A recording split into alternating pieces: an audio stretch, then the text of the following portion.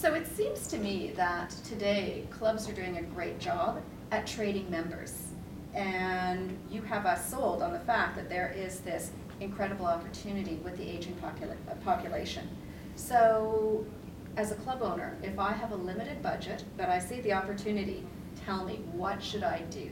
How can I seize the opportunity? Well, first, you make a very good point about trading members and, the retention rate as well. Every 3.5 years, a club owner literally goes through 100% of all of their members, if you look at the statistics from IRSA. So, number one, I got to step back and say, man, that's a lot of work, especially with this segment that actually stays as members if you take care of them. So what do you do to actually address this market's needs? First, you just get a group of older adults together and walk through your club.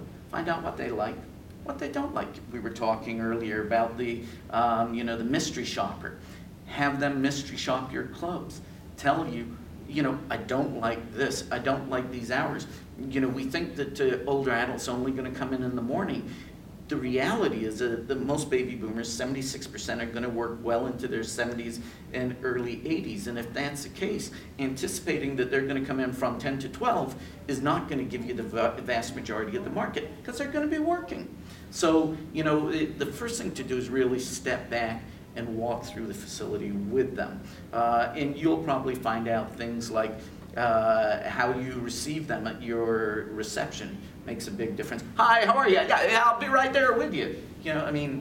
They want personality, but they want attention and service. You're going to find maybe that the music's a little bit too loud. You're going to find that your equipment may or may not be the right equipment, or just the way you've laid it out for the accessibility. You're going to find that the hours of your programming and the education that your instructors have may not be ideal. You can change those. And those aren't big ticket items. But the most important thing is that you need to show them that you care, that you actually want their business, you want to listen to what they have to say, and that you'll make the changes that are needed. A lot of people think I've got to change the whole face of my club. And really what you have to do is you have to change your whole attitude.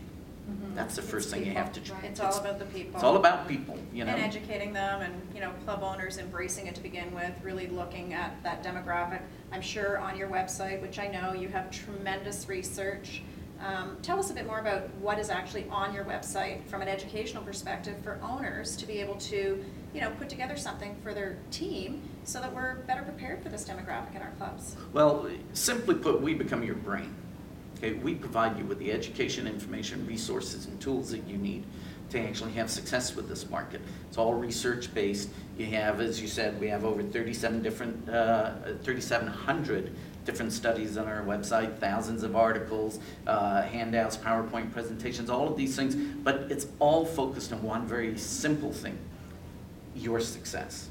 So, if you're going to market to this market, you can spend a lot of money marketing to them and blow a lot of money incorrectly. So why not spend just a little bit of that and join us and actually learn how to do it properly? Not saying that you don't, but right. I can tell you that most people don't know the first thing about how to market to this older adult market. Sounds like a good investment. It is. The first thing that they say is senior market. Well, senior is a major turnoff. 89% of baby boomers are turned off by the term. So if you're out there promoting your senior program, you've put up your first barrier. So what's the term you're using now? Older adult, mature? Tom, Dick, or Harry. People want to be people. Boomers? Boomers, you hear boomers, zoomers, older adults, all this. No one likes to be pigeonholed. I would position it as people and just that, people. Now, you would want to make your marketing ageless, your programs ageless, so it's more accessible. And, if I'm an 80-year-old runner, I'll still do your running clinic, especially if I'm a marathoner, with your 60, 50, 40, 30-year-olds, okay? I would certainly not come out with a program and say, this is just for you 65 and over people, because nobody sees themselves as 65 when they're 65. They see themselves 15 to 20 years younger. Sure. And it sounds like the images that we're using in our marketing is so important, getting away from those 20-year-old hard come on, those 20-year-old hard bodies and G-strings? What's wrong with that? Nothing. I would say yes. You know, you don't see too many ads out there though with 80-year-olds in G-strings either. So the reality is you know, more family-oriented pictures, more Diversity. diversity. I mean, diversity really reflects our population today in general. Adventure travel, lifestyle, right? So, you know, active aging is the key. Well, think about travel for a second. You know, we hear about all these baby boomers who want to travel. I can tell you, having traveled to 23 different countries, if you want to, you know, hike the Cinque Terre in Italy, or you want to walk the Great Wall of China in China, that was a brilliant one, by the way, you know, that you actually need to be fit. Sure. So, you know, there's an assumption that I'm just going to be able to do all this stuff, and my fitness is irrelevant. If I'm going to work till I'm 76, I need to be fit here and physically as well. You've been in the industry for 30 years. Can you tell us what you've learned most in that time?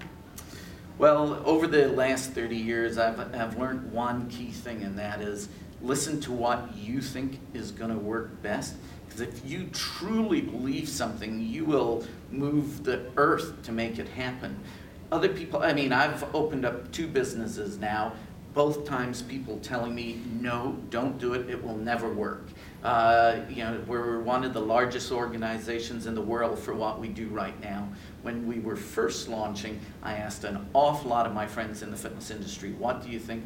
And their comment was, no one would ever support this. And I think we've seen that time and time and time again. So always listen to what you think will work, because your persuasion and your belief behind it is what will bring people to the forefront to believe in it. Great, great advice. Well, thank you so much for your time today. My pleasure.